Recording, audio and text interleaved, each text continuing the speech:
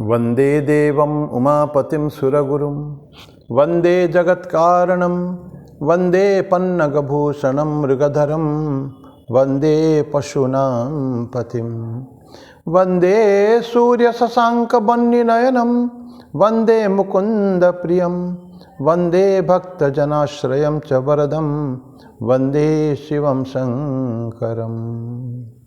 गात्रं भस्मसितं सितं च हसितं हस्ते कपालं सितं खट्वांगं च सितं सितश्च वृषभः कर्णे सिते कुण्डले गंगाफेन सिता जटा पशुपतेः चन्द्रः सितो मूर्धनि स्वयं सर्वसितो ददातु विभवं पापक्षयं सर्वदा।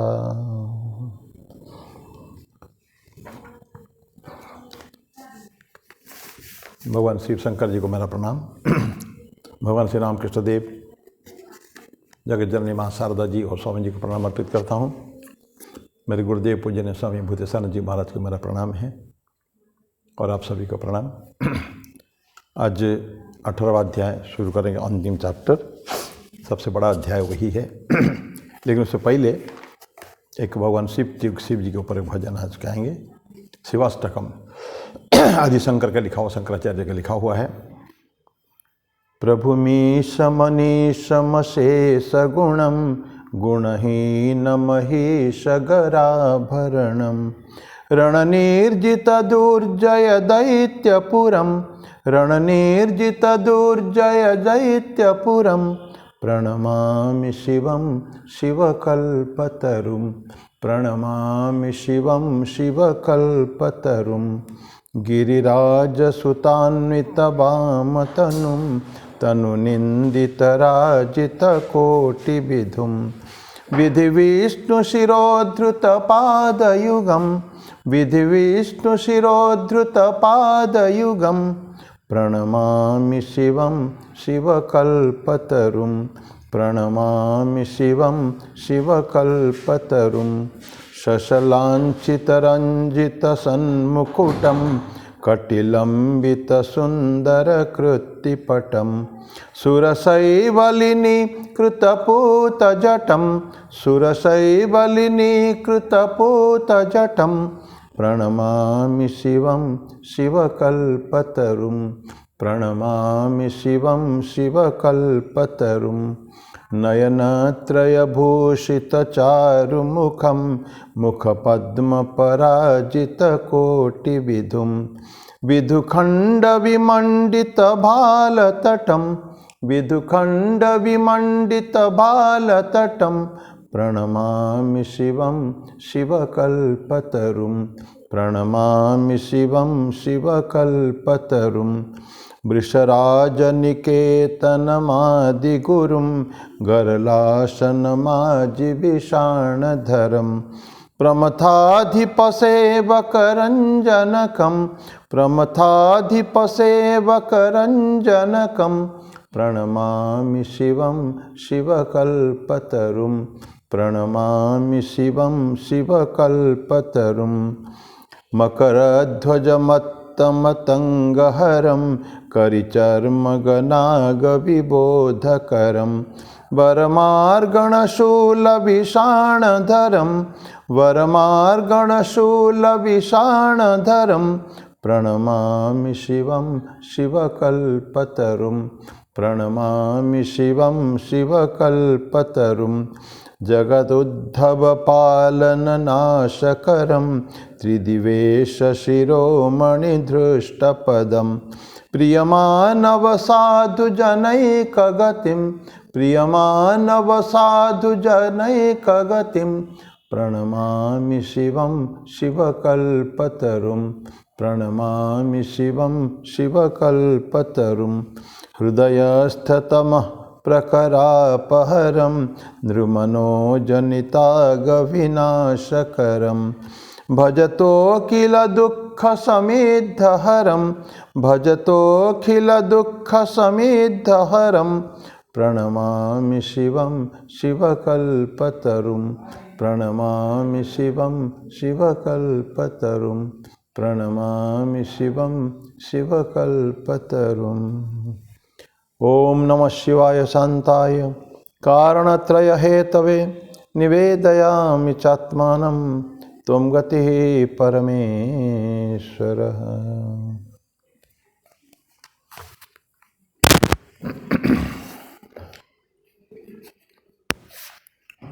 17वां अध्याय शुरू किए पिछले बार हम लोगों ने, इस बार अंतिम चैप्टर 18वां अध्याय। इसको दरअसल सिनॉप्सिस कहते हैं उसको। ये कितना बड़ा चैप्टर का ये सिनॉप्सिस है ये।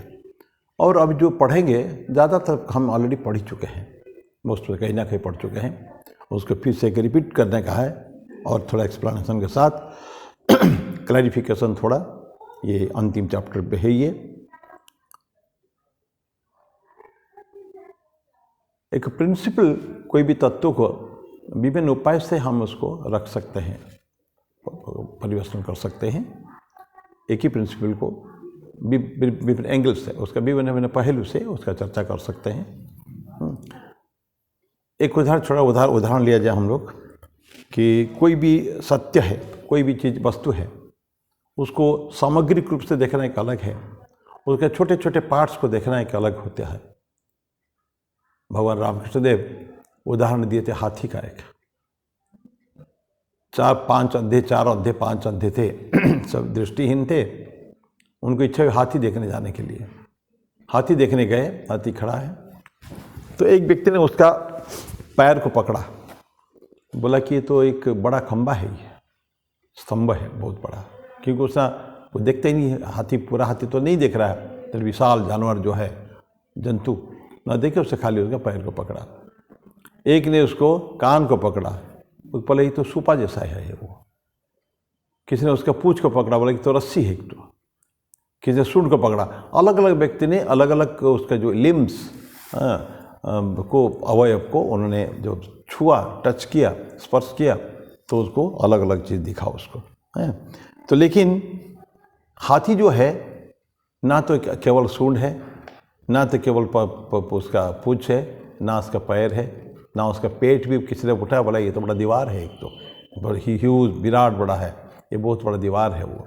तो लोगों को अपने परसेप्शन के हिसाब से जो उन्होंने समझा, उसको देखकर उन्होंने अपने देखा।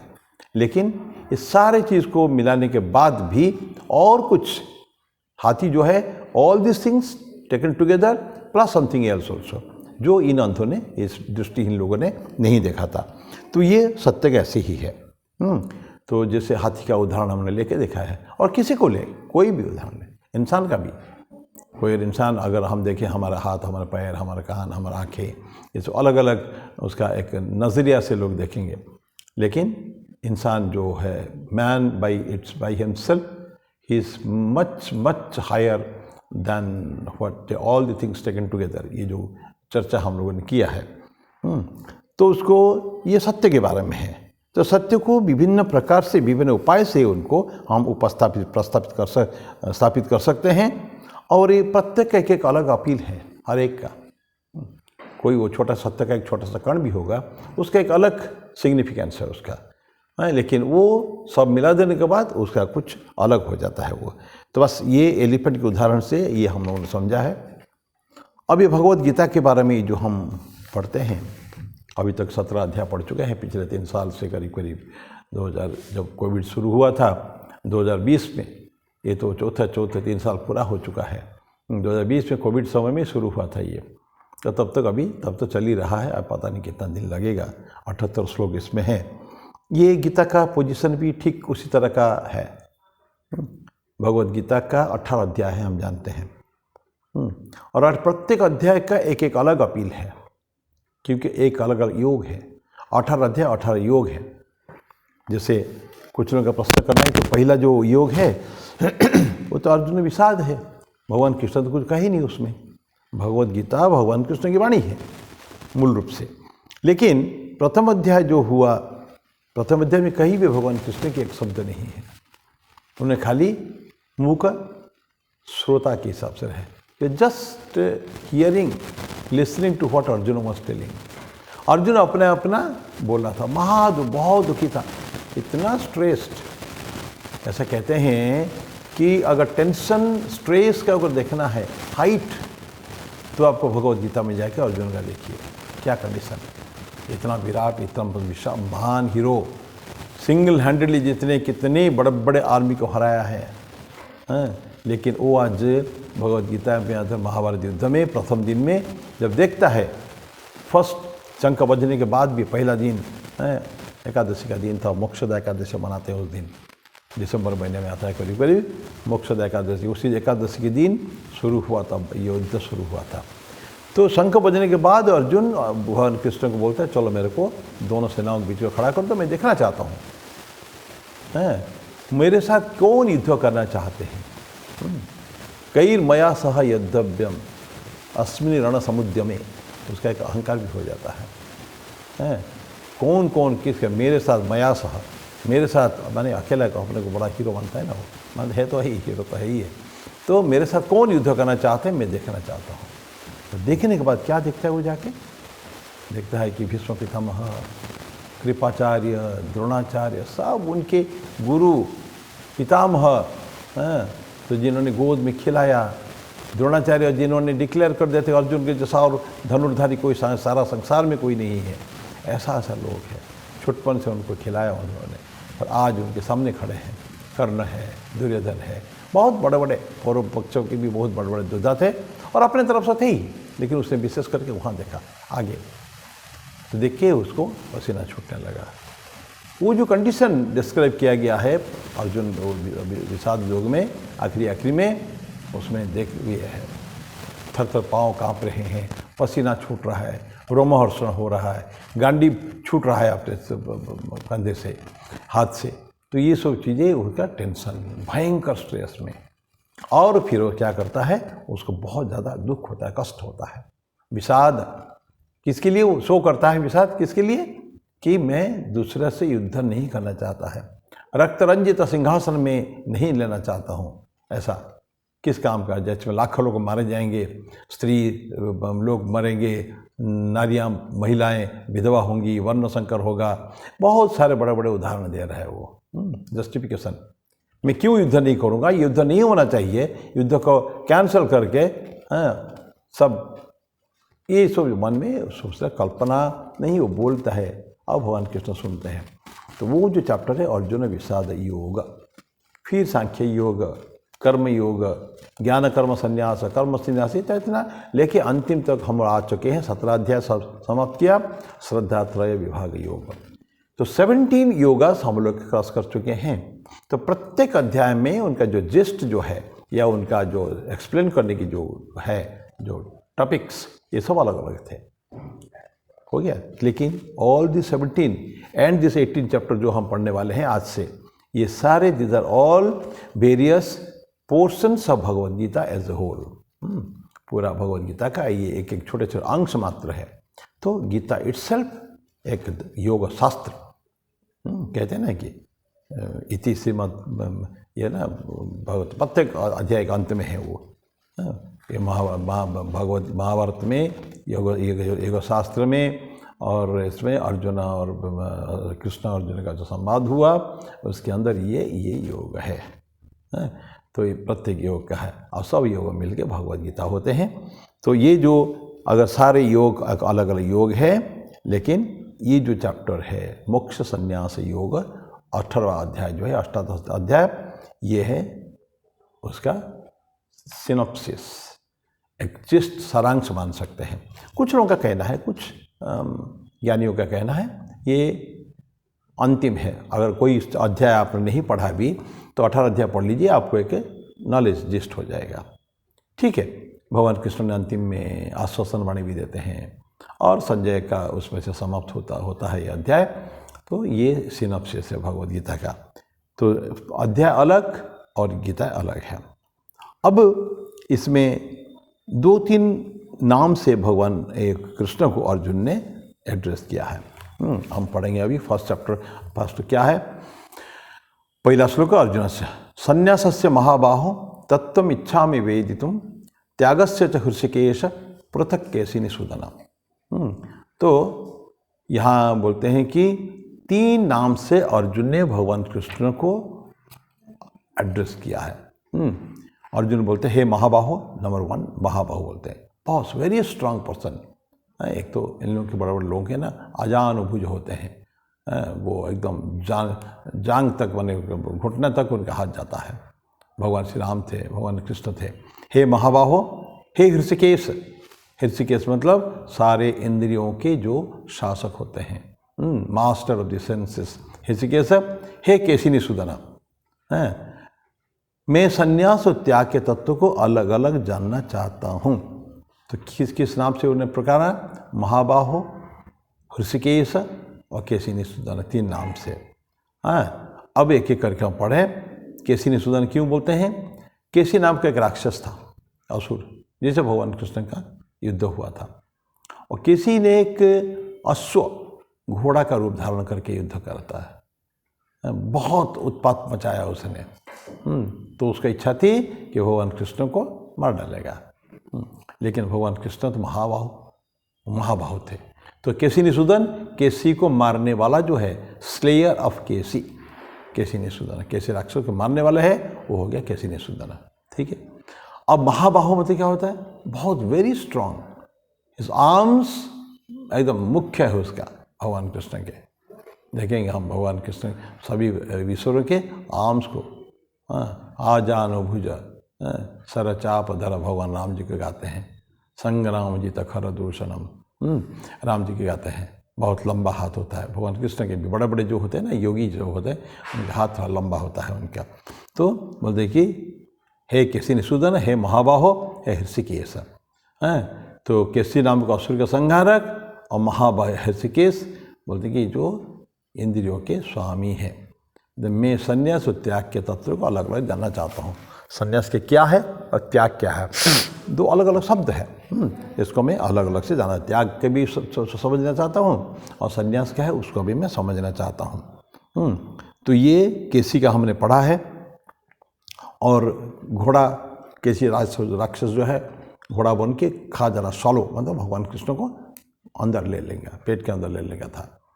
तो भगवान कृष्ण उसके पेट के अंदर इतना स्ट्रांग थे वो भगवान कृष्ण का बाहु, इसलिए महाबाहु बोलते हैं। बाहु, उन्होंने अंदर उसके हाथ को घुमा के अंदर पूरा सारे पेस्ट कर दिया, सारे अंदर को जो आँच वगैरह जो जितने भी है पेट के अंदर का जो सारे को उन्होंने पेस्ट कर दिया एवं उन्होंने मार दिया उसको। तो केशी को ने मारा। केशी बहुत बड़ा राक्षस था, उसके मारने के कारण है सुपर ह्यूमन। और केशी राक्षस जरूर था, लेकिन कृष्ण जो है वो तो कोई मनुष्य तो नहीं, ये तो देवता है, वो अवतार है वो। तो इन लोगों के प्रचंड बल होते हैं।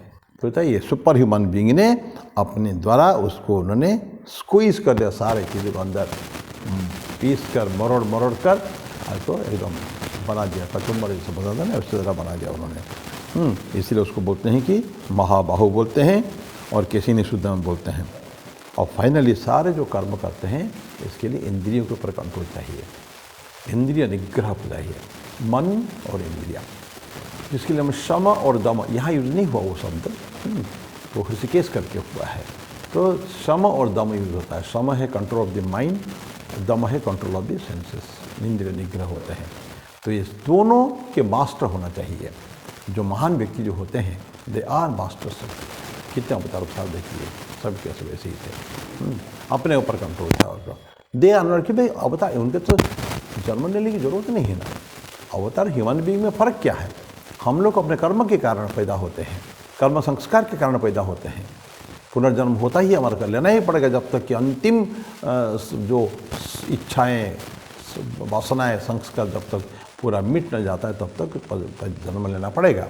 ये इंसान का है। लेकिन जब अवतार जो है उनको ऐसा आवश्यकता नहीं है, दे आर फ्री, वो हमेशा मुक्त है, जीवन मुक्त है वो। तो उनको कोई कंपल्सन नहीं जन्म लेने के लिए। ये तो केवल लोक संग्रह के लिए, जनता का माने लोगों का कल्याण के लिए ही आते हैं। जैसे भगवान कृष्ण ने बोला है ना, यदा यदा धर्मस्य ग्लानिर्भवति भारत अभ्युत्थानम अधर्मस्य तदात्मानं सृजाम्यहम्। और किसके बोलते हैं? परित्राणाय साधूनां विनाशाय च दुष्कृताम्। इसके कारण और धर्म को संस्थापन के लिए बुरे आदमियों को मारना, अच्छे आदमियों को तारण करना एवं धर्म को संस्थापन के लिए मैं युगों युगों से अवतार लेता हूँ। ठीक है।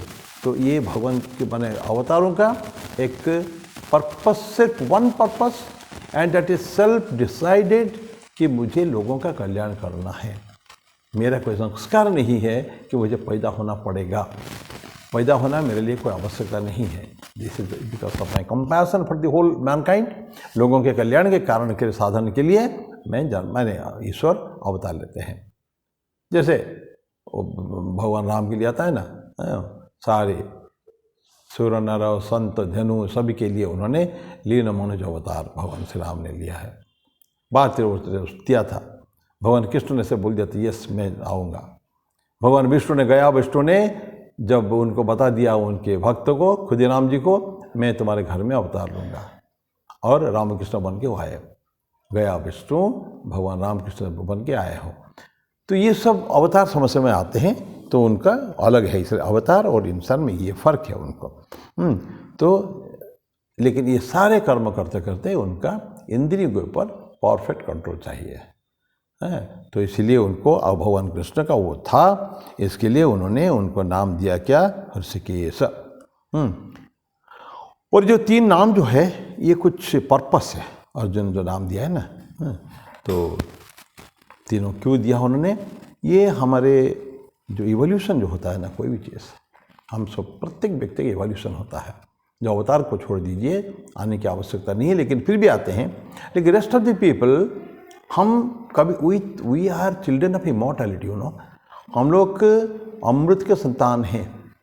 तो अमृत के संतान होके जो अजर है, जो अमर है, जो जिसका जन्म नहीं, जिसका मृत्यु नहीं, जिसके जरा नहीं, जिसका जो निर्विकार है, जो निराकार है, ऐसे जो एपिथेट, ऐसे जो एडजेक्टिव लगाते हैं, ऐसे व्यक्ति फिर जन्म क्यों लेता है? वाई?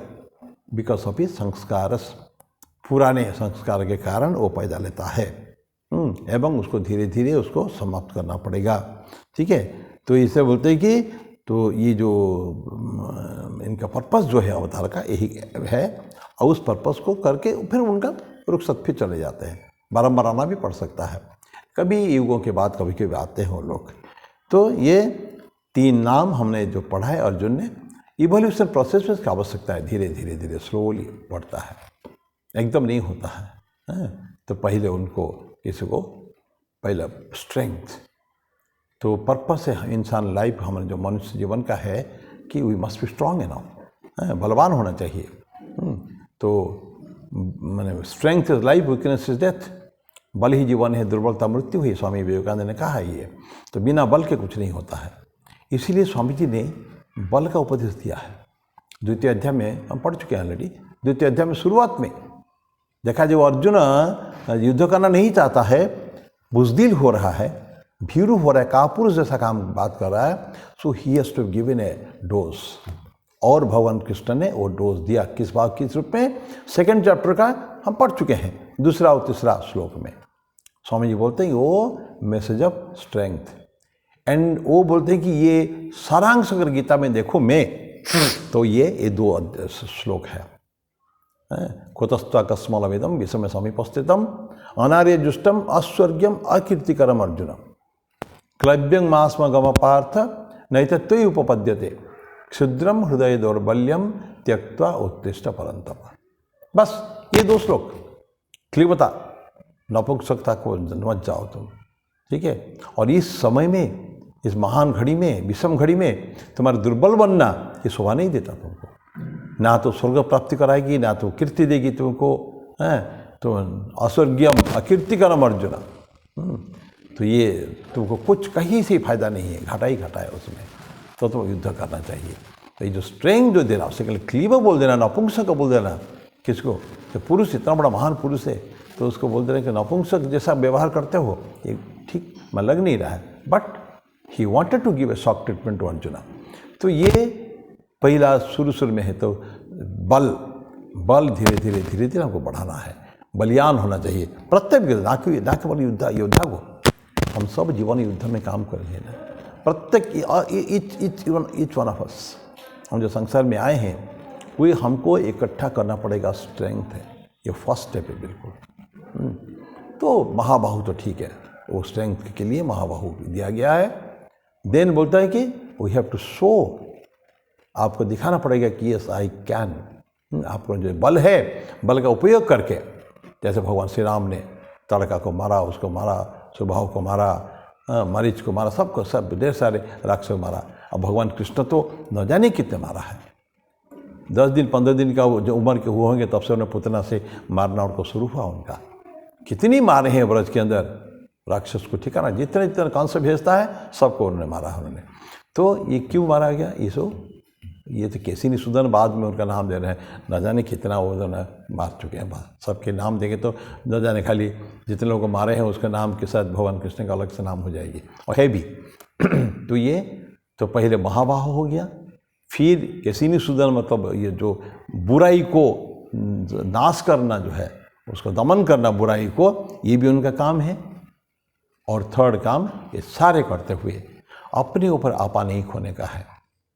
क्रोध आता है, बिना क्रोध के भगवान कृष्ण ने क्रोध किए हैं, लेकिन आप सोचिए क्रोध का एक तो चरम उदाहरण हम कहाँ देखते हैं? नृसिंह अवतार में, जब हिरण्यकशिपु को वध हो जाता है, हो जाने के बाद हिरण एकदम नृसिंह अवतार बिल्कुल ये कंट्रोल नहीं कर पा रहे अपने आप को, चित्कार, बहुत शोर, सिंह का गर्जना चारों तरफ, सारा दुनिया कांप रही है, पृथ्वी कांप रहा है, बिल्कुल ऐसे गर्जना। Nobody is able to satisfy, उनको कोई शांत करने के लिए कोई नहीं। अब लक्ष्मी जी आई अंत में, नहीं वो भी साथ नहीं कर पा रही है, किसी का मानिए, सारे देवता त्रस्त है, सारी दुनिया कांप रही है। तो फाइनली उन्होंने किसको भेजा? प्रहलाद को।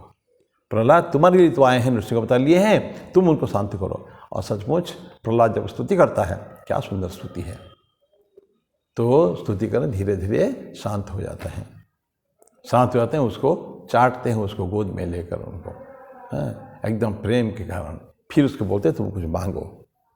जिसको कोई शांत नहीं कर पाया, बालक 8 साल 9 साल का बालक होगा, उसने शांत किया। भगवान नरसिंह अवतार उनको बोलते तो कुछ मांगो, तो कुछ मांगता नहीं हो, नहीं मुझे कुछ नहीं चाहिए। और फाइनली क्या सुंदर बढ़िया चीज़ मांगता है? भक्ति। भक्ति क्या एकदम चरम उत्कर्ष बोलते हैं। भक्ति क्या होता है? वो मांगता है, भक्ति नाम से नहीं मांगता है, वो मांगता है मुझे तो कुछ नहीं, सब संसार का कल्याण हो तो। लेकिन जो ये दुनिया जो है, दुनिया के लोग जो है, ये बहुत सारे आकर्षण उसके अंदर है, उसके वो सारे जो आकर्षण उसके अंदर है, वो सारे मेरे अंदर आके उस आकर्षण आपके पाद पद्मों में, आपके श्री चरणों में वो आकर्षण मेरा हो। ये होता है भक्ति की एकदम चरम सीमा। ये मांगते हैं, फिर बाद में नरसिंह अवतार उसको दे के चले जाते हैं फिर। तो ये जो मैंने अपने ऊपर कंट्रोल, ये ठीक है, हमको लगता है अनकंट्रोल था, बट दैट वाज सिचुएशन कुछ डिफरेंट था। तो ये अपने केवल युद्ध में नहीं, अन्य समय में भी कृष्ण का लाइफ देखिए, कभी भी ऑलवेज स्माइलिंग। कभी भी कृष्ण को बहुत कम कृष्ण गुस्सा हुए हैं, बहुत कम। अगर दुर्योधन के ऊपर हुए थे राज्यसभा में, और भी हुए हैं, लेकिन फिर भी अपने ऊपर कंट्रोल, अपने मन के ऊपर, अपने वाणी के ऊपर, अपने सभी चीज़ के ऊपर कंट्रोल है। तो ये होता क्या हो गया खुशी की ये सब। तो भगवान कृष्ण ने ये तीनों नाम को उन्होंने लिया है। राक्षस को मारा, स्ट्रेंथ तो है ही है, अपने पर वो अपने कंट्रोल, अपने पर कंट्रोल भी है शत्रु के ऊपर। तो ये हमको प्रत्येक व्यक्ति को, ये तो भगवान का हो गया, हम अपने जीवन में भी, क्योंकि हम प्रत्येक व्यक्ति के जीवन में एनकाउंटर लोगों के साथ आपको आपका दुश्मन मिलेंगे, जीवन में आपको प्रॉब्लम होगा ही होगा, प्रत्येक व्यक्ति का। ऐसा कोई दुनिया में संसार में जो नहीं है कि जो जिसको दुनिया में दुख नहीं है। तो दुख होगा, दुख का नाश तुम करना पड़ेगा, इसके ऊपर कंट्रोल चाहिए। शत्रु रहेंगे, शत्रु को कैसे तुम उसको टैकल करना है, ये हमको सीखना पड़ेगा, ये सारे कला। तो अर्जुन ने जो 3 नाम दिया है, वो 3 नाम का यही उसका वो है। तो अपने को स्ट्रेंथ भी लेने का है, और अपने को कंट्रोल भी अपने आप को करने का है। ये सारे चीज़ ये होना चाहिए अपना इंसान के जीवन में, जो हम लोग भगवान कृष्ण के जीवन में देख रहे हैं। अभी थोड़ा सा करके इसको समाप्त करें हम लोग। तो बल फिर किस तरह, एक बात और कर लें, दुर्बल अगर होगी क्या होगा? नाश हो जाएगा, नहीं रह पाएंगे, you cannot stay in the society. कभी किसी साइंटिस्ट ने कहा था, survival of the fittest, Darwin ने बोला था, struggle for existence and survival of the fittest. ये डार्विन का थ्योरी है ना, एग्जिस्टेंस। ये दुनिया में हमको आपको जीना है, बहुत कंपटीशन है सर, ये स्ट्रगल फॉर एग्जिस्टेंस। अपनी स्थिति के लिए, अपने को जी के रहने के लिए दुनिया में भी आपको संघर्ष करना पड़ेगा। हाँ, स्वामी जी बोलते थे जब सब कुछ अंधकार था चारों तरफ, मैं तब कहता था संघर्ष, स्ट्रगल स्ट्रगल। और आज जब कुछ आलोक दिखने लगा है, जब कुछ रोशनी दिखने लगी है, तो आज भी बोलता हूँ कि संघर्ष। तो जीवन का जो यात्रा है संघर्ष से परिपूर्ण है। संघर्ष आपको करना पड़ेगा जी के रखने के लिए, नहीं तो आप बलवान जो रहता है और निर्बल जो है, दुर्बल जो है, ख़त्म हो जाता है, वो एक्सटर्मिनेटेड हो जाता है, धीरे धीरे ख़त्म हो जाता है, जिसकी आवश्यकता नहीं है। तो ये स्ट्रेंथ एंड वीकनेस, तो ये प्रकृति से हमको ये सीखना है, हमको क्या क्या चाहिए, उसी हिसाब से भगवान कृष्ण ने कृष्ण को उन्होंने वो किया है। तो इसमें मेरे साथ भाई मेरे घर में ही मैं समाप्त करूँगा। तो ये हम लोग ऑलरेडी पढ़ चुके हैं, 17वां अध्याय तक सब पढ़ चुके हैं, तो संन्यास के बारे में और त्याग के बारे में। तो बाकी संन्यास क्या है, त्याग क्या है, इसके बारे में फिर हम, ये तो भगवान अर्जुन का प्रश्न ही हम लोग अभी तो पढ़ रहे हैं। सेकंड टाइप जो श्लोक आएगा, इसे भगवान कृष्ण की जो वाणी रहेगी, उससे संन्यास क्या है, त्याग क्या है, उसके बारे में हम ठीक ठीक पढ़े हो हम लोग। पहले भी ये त्याग और संन्यास के बारे में बोला गया, मैं बोला था ना। तो 5वां अध्याय में है, और 9वां अध्याय में भी है, 4था अध्याय में भी है, 12वां अध्याय में भी है। कुछ संन्यास के बारे में, कुछ त्याग के बारे में ऑलरेडी बोला गया है। ये जो हम सुनेंगे अभी, ये कोई नई बात नहीं सुनेंगे हम। मैं बताया था ना, ये एक सिनॉप्सिस टाइप का है, तो पहले पढ़ा हुआ है, इसको एक समापन की तरफ हम जा रहे हैं, और इसके बाद समापन हो जाएगा ये अध्याय भगवद गीता। तो मैं मेरी वाणी को यहीं विराम देता हूँ, और कल अगले बार फिर हम लोग पढ़ेंगे सेकंड श्लोक, जो काम्यानाम कर्म, एक तो पढ़ लेता हूँ क्या पढ़ने वाले हैं हम लोग। भगवान वाच काम्यानाम कर्मणाम न्यासम संन्यासम कवयो विदुः सर्वकर्म फल त्यागम प्राहुस्त्यागम विचक्षणः। श्री भगवान बोले, पंडित जन काम्य कर्मों के त्याग को संन्यास समझते हैं, तथा ज्ञानीगण समस्त कर्मों के फल के त्याग को त्याग कहते हैं। त्याग वैराग्य क्या होता है, फल का त्याग। यह अमूत्र फल भोग विराग। पतंजलि ने बोल दिया था कि इस लोक में और आने वाले लोक में भी, आने वाले लोक में भी हमारे कर्म फल को त्याग करने का है। यह अमूत्र फल भोग, फल तो मिलेगा लेकिन उसको हमको भोगने की इच्छा नहीं है। I am not going to enjoy that fruits. मैं किसको दूंगा फिर, ये भगवान को समर्पित, क्योंकि वो करता है, मैं करता नहीं हूँ। तो ये भावना के साथ ये होता है त्याग। तो संन्यास क्या है, त्याग का है, थोड़ा डिटेल में अगले बार पढ़ेंगे। And this chapter will continue for पता नहीं कितने दिन लगेगा। तो मेरी वाणी को वहीं विराम देता हूँ, मैं समाप्त करते हैं। ओम शांति शांति शांति। हरि ओम तत्सत। श्री राम कृष्णार्पणमस्तु।